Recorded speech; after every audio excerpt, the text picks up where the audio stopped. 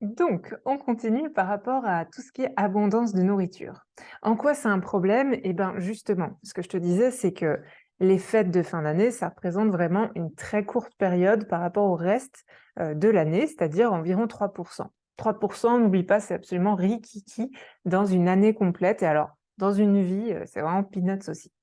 Maintenant, les fêtes de fin d'année, ça peut commencer un petit peu plus tôt pour certaines personnes. Alors normalement, je vais m'avancer un petit peu, puis je vais me faire, gronder, mais tu as le calendrier de l'Avent qui est pour les enfants, OK? Ah, ne me crie pas dessus, je te vois tout de suite arriver. Je plaisante, bien sûr. Le calendrier de l'Avent, c'est super cool. En gros, bon, il y a plein de formes différentes, hein. Tu as des calendriers où, tu as des parfums, du thé, ou des biscuits ou bref, il y a même du vin, de la bière, enfin, je veux dire, tu peux décliner ça sous, 1 000 000 de formats différents. Mais, qu'est-ce qui se passe du coup à ce moment-là? C'est que, ben, la tentation, entre guillemets, elle commence dès le jour 1er du mois de décembre, OK? Donc tu vas manger un calendrier de l'Avent, donc un chocolat tous les jours pendant 24 jours. Si tu n'as pas 2 calendriers de l'Avent, hein, parce que je connais des gens qui ont des calendriers de l'Avent et j'ai même suivi personnellement une petite bombasse absolument merveilleuse, mais comme toutes celles que j'ai suivies et comme toi d'ailleurs aussi, qui, en avait 2. Et on a fait le suivi, parce que donc je fais aussi, des accompagnements sur 2 mois et on a fait ça ensemble pile pendant la période des fêtes. Donc on a fait alors si je me trompe pas, c'était genre de mi-novembre jusqu'à mi-janvier. Hem Et puis en fait, bah, elle a quand même perdu, 7 attends combien elle a perdu? Parce qu'elle m'a dit 7 mois plus tard, moins 15 kilos. Tu vois? En appliquant la méthode que je lui ai dit, en travaillant sur les bonnes choses et cetera. J'ai même une cliente que je salue aussi, qui, je l'avais eue juste au téléphone et 3 semaines plus tard, elle me dit: «Bah, écoute, moins 3 kilos, on n'a même pas fait de séance». Donc tout ça pour dire que si tu t'adresses aux bonnes parties de toi, ça va aller. Mais revenons à ce calendrier de l'Avent. Tous les jours, du coup, tu es exposé à une mini tentation et si tu veux, ça te met presque en appétit pour la suite. Parce que, ben, on sait très bien, hein, si on arrivait à se contenter d'un seul petit carré de chocolat ou d'un seul petit biscuit, on ne serait pas en train d'avoir cette discussion. Tu vois?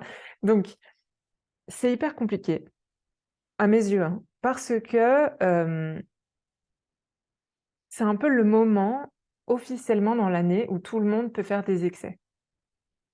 C'est accepté, c'est presque la norme. On le sait, hein, quand on fait, alors ça dépend comment tu fêtes Noël et si tu fêtes Noël, mais il y a des personnes qui vont avoir une tablée remplie de bouffe, énormément beaucoup trop, hein, de nourriture, beaucoup p trop d'alcool, beaucoup trop de plein de choses, que tu ne retrouves pas forcément sous cette forme ou sous cette, quantité, tu vois? Le nombre de choses, le restant de l'année et du coup, bah, c'est presque comme si on attendait de toi que, tu manges un peu comme une gorette, quoi. Jusqu'à en avoir mal au ventre, c'est normal. Hem, donc c'est un peu le moment où tu peux te lâcher discretos aussi. Et je ne parle pas de prout, je parle vis-à-vis de la nourriture. Donc tu peux te lâcher discrètement parce que, comme je te disais, c'est la norme. On attend de toi que tu participes à, cette abondance et cette orgie de bouffe, hein, parce que je pense que des fois on peut dire ça. Hem Donc, tout dépend de ta relation à la nourriture. Si tu es plus, à être dans la restriction ultime, à compenser énormément et cetera, ça va être l'angoisse pour toi, toute cette quantité de nourriture, les éventuelles réflexions des gens qui attendent de toi de faire comme les autres. Mais être comme les autres, c'est chiant, on le sait. Donc tu as bien raison de pas, avoir une relation comme ça à la bouffe, mais d'essayer, de trouver un juste milieu entre ne pas te laisser contrôler par la peur, parce que c'est ça, hein, ma biche, c'est pas toi qui choisis au fond, hein. C'est les peurs qui te font choisir, la petite voix, mais qui représente d'autres choses et ne pas te laisser emporter par des gens qui disent: «C'est la norme, tu dois le faire». On s'en fout de la norme, OK? La norme, c'est juste accepter qui tu es, en fait. C'est ça être normal, c'est être toi-même, hein, OK? Donc, il y a beaucoup de difficultés à ce moment-là. C'est la peur, c'est le fait de compenser, c'est le fait d'être obsédé par la nourriture, c'est le fait d'avoir peur des réflexions des autres aussi. Et puis, bah, si tu as tendance à être une gourmande, c'est-à-dire à être connue pour ça, hein, ben, moi j'ai longtemps été connue pour ça aussi, et même des gens qui venaient, lors d'événements que j'ai faits où j'étais, on appelle ça maîtresse de cérémonie, tu vois? Mais bref, c'est moi qui animais les séminaires comme ça sur 2 semaines. Les gens m'amenaient des biscuits, hein. Je Quand on avait des meetings, le saladier de chouquettes, on le posait à côté de moi parce qu'on savait que j'allais le dégommer, tu vois? Enfin, pourtant j'ai jamais été en surpoids. Là, je pèse le poids le plus lourd de toute ma vie, heu et c'est OK, hein. Je sais que je ne le garderai pas toute ma vie. Peut-être que je prendrai un peu plus, peut-être que je perdrai, mais si tu veux, j'ai pas de problème avec ça, OK? Il y a d'autres priorités dans ma vie en ce moment et perdre du poids n'en fait pas partie. C'est un bonus, je vais pas te cacher, hein, je me dis: «Ça me ferait plaisir d'en perdre, mais j'ai pas l'énergie, j'ai pas le temps aussi en ce moment». Ça se trouve le temps, hein, mais je choisis de ne pas prendre ce temps-là, et le jour où, je soit j'en aurais trop marre, soit j'en aurais vraiment envie, bah, je trouverai le moyen de m'organiser. Mais ce que je veux dire par là, c'est qu'il y a plein de choses dont tu peux te libérer assez facilement. OK, des injonctions, des attentes qu'on a sur toi, des visions que tu as, qui ne sont pas forcément les tiennes, hein, sur comment tu devrais agir, comment tu devrais te comporter, être et cetera. Donc, si tu es une gourmande, bah, c'est le moment, de te faire péter le bide, tous les jours pendant X temps. OK. Ah bah tiens, on mange, c'est, la veille de Noël. Ah bah, on mange le jour de Noël. Ah bah, on mange les restes du jour de Noël. Ah bah tiens, ça tient 3, 4 jours et puis on arrive au jour de l'an et puis, voilà. Hem, Ça peut aussi te stresser, par exemple, parce que tu sais que, tu pas forcément perdu le poids que tu avais dit que tu perdrais la fois d'après. Ne parlons pas, des résolutions de nouvelle année, hein, parce que ça, c'est encore autre chose. Mais si tu as eu le malheur de dire, je sais pas, quelque temps avant, tu vois, que tu voulais perdre du poids ou que tu voulais te mettre au régime ou que tu étais au régime, si tu sors de ce carcan-là, de ce que tu avais dit: «Bah, je veux perdre du poids, je veux, faire attention et tout», tu t'exposes à des réflexions de gros tocards qui vont te dire: «Bah alors, machin, excuse-moi, Jean Popeye, est-ce que tu peux toucher à ton boule et me laisser tranquille parce que ça ne te concerne pas, hein, merci». Je répète, il est tout à fait possible de perdre du poids en mangeant de tout et tout ce que tu aimes, sans culpabiliser, OK? On en parlera plus tard. Mais pour revenir à ça, vraiment, c'est important que, tu te concentres sur toi. Qu'est-ce que tu veux? Comment tu veux passer ces fêtes de Noël? Comment tu veux passer ces événements? Parce qu'après, ça peut s'appliquer à plein d'autres événements, mais c'est, quand même ciblé plutôt sur les fêtes de fin d'année. Mais si tu te lâches, que tu as mal au ventre, que tu te critiques et qu'après tu cherches à compenser, j'ai envie de te dire, tu as la parfaite recette pour te sentir très mal dans ta peau et surtout ne jamais perdre de poids et rester coincé dans ce corps que tu détestes peut-être. Repense à ces bulles, les pensées, les émotions, les actions. C'est un monsieur qui s'appelle Richard Bandler, qui est le créateur de la programmation neurolinguistique, qui est une méthode à laquelle j'ai été formée pendant plusieurs années, qui parle de ça en fait. Et il a tout à fait raison, ce monsieur, on l'aime beaucoup, parce qu'en effet, tes pensées conditionnent tes émotions qui ont une répercussion sur tes actions. Donc, prends conscience juste que si tu manges trop et qu'après tu te dis: «Putain, j'ai trop mangé, encore une fois, je suis vraiment qu'une grosse merde», tu vas te sentir mal et tu vas vouloir quoi? Tu vas chercher à compenser. Donc tes actions vont traduire ce mal-être parce que compenser, c'est pas normal. Je suis désolée de te dire ça, mais compenser, ça n'est pas normal. Si tu fais du sport pour perdre du poids, c'est pas le bon truc. Fais du sport parce que ça te fait plaisir. Parce que tu en as envie, pour toi, parce que ça te fait transpirer, parce qu'après tu es fatigué, tu as moins de tension et c'est bien, tu relâches. Fais du sport parce que ça te permet de revoir des gens, que tu fasses, peu importe quel type de sport d'ailleurs, que tu sois, dans un milieu associatif ou que tu sois, dans la forme, d'un ballet de danse où vous avez un projet à la fin, c'est des partages, c'est des choses positives. Mais n'y va pas pour perdre du gras du cul ou du gras du bide, OK? Vois les intentions que tu mets derrière. Le fait de compenser, ça n'est pas quelque chose de positif. Même si pour toi, il y a la notion de: «Bah si, c'est positif parce que, tu es bien gentil». Enfin, je vais failli, casser ma lumière. Mais, «Tu bien gentil, si, c'est positif parce que quand j'aurais perdu du poids, je me sentirais bien dans ma peau». Alors là, je vais me servir de l'eau, tu vois? Juste pour prendre un peu de recul. Elle est belle, ma carafe. Regarde ma tasse, elle est encore plus belle. En plus, elle est parfaite pour mon mur. Bref, je fais que dire que ma tasse est trop belle à toutes les personnes que je croise et elles ont intérêt à dire que oui. Bref, c'est important que, Tu es conscience de l'intention des choses que tu poses. Et quand tu dis que quand tu seras plus mince, tu seras mieux dans ta peau, ça sort d'où? Oui, ça sort de quand j'avais 17 ans, que j'avais un boule hyper ferme comme de l'acier et ben, du coup, je me sentais bien dans ma peau. OK, moi, j'ai envie de te poser la question, est-ce que toutes les personnes minces que tu as rencontrées dans ta vie étaient bien dans leur peau? Est-ce que être mince, ça veut dire être bien dans la peau? Pas sûr.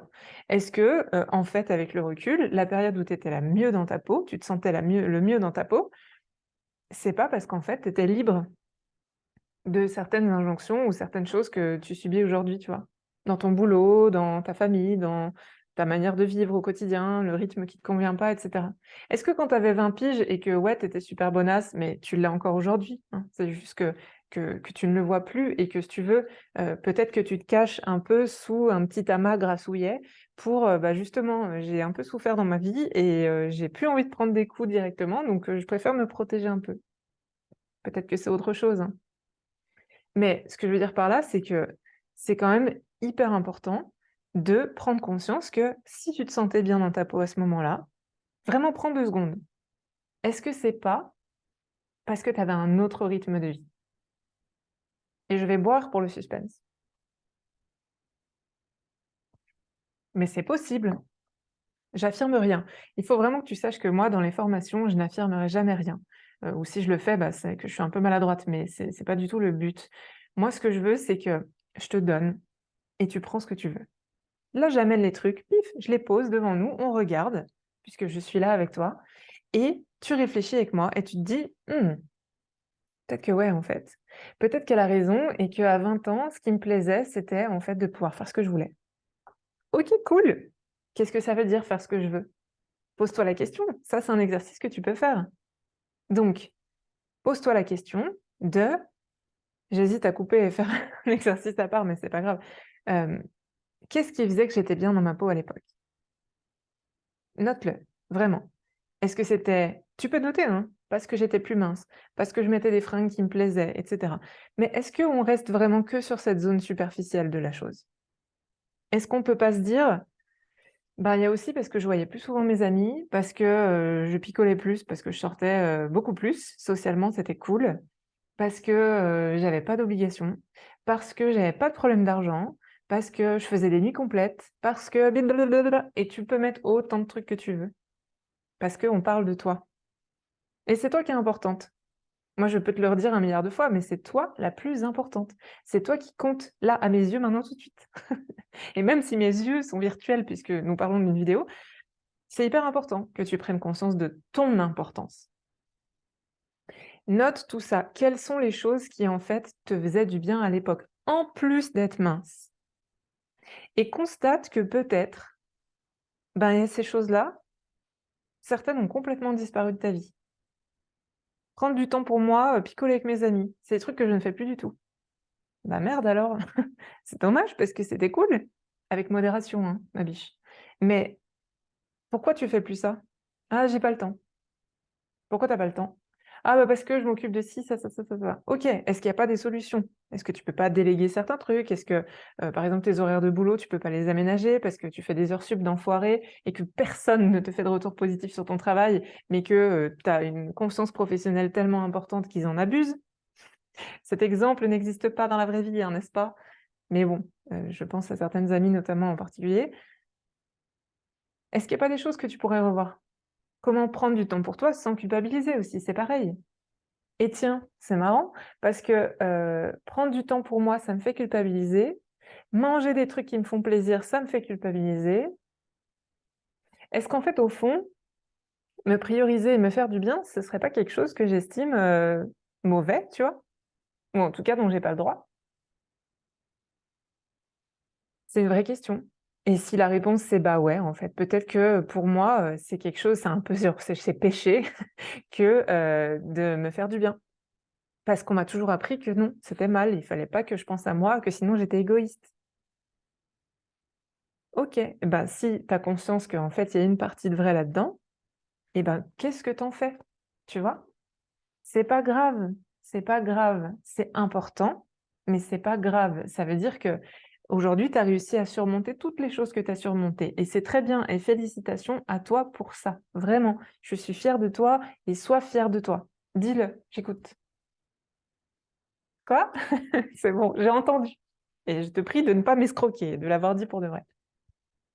Hem, Sois fière de tout ce que tu as fait, de tout ce que tu as surmonté et du coup, les choses qu'on a pu te faire croire par le passé ou qu'on t'a sous-entendues ou que juste tu t'es mise dans la tête pour X ou Y raison, tu as le droit de les remettre en question constamment, hein. Alors pas constamment parce que sinon ça s'appelle de la rumination et tu n'avances pas, mais on va dire régulièrement. «Ah je fais ça, putain je culpabilise, quand, je prends du temps pour moi, ça m'angoisse, je comprends pas pourquoi» et tout ça. OK, bah pose-toi la question pourquoi? Sois curieuse, sois curieuse.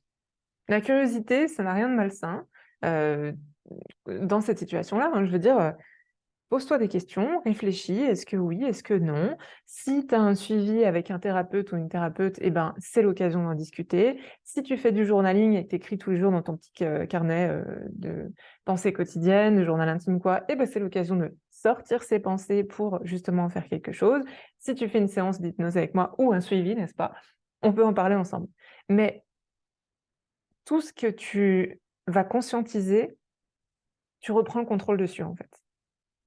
Donc, ça peut être vraiment très intéressant de savoir comment est-ce que ça se fait que j'ai du mal à faire ces choses-là? On va continuer dans la prochaine vidéo.